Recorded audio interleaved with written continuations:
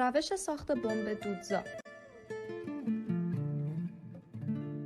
مواد لازم: 20 سانت لوله مقوایی ضخیم، 92 گرم نیترات پتاسیم، 50 گرم شکر، 50 گرم پارافین شمع معمولی، چسب حرارتی، 100 گرم گچ ساختمانی، 5 قاشق غذاخوری آب.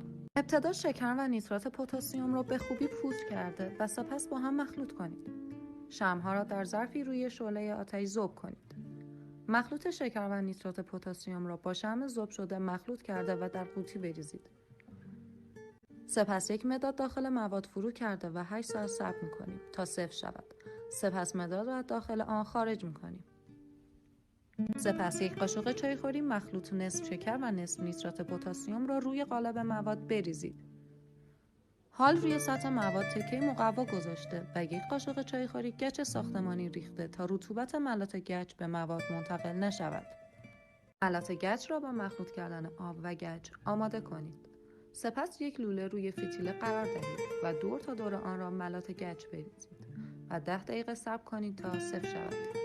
دیگر می توانید لوله را خارج کنید و بمب دودزای شما آماده است. توجه داشته باشید که با ساخت بمب دودزا می توانید هم دید سرکوبگران و تک‌تیراندازان را کور کنید و هم از سوزش چشم‌ها در برابر گاز اشک‌آور جلوگیری کنید.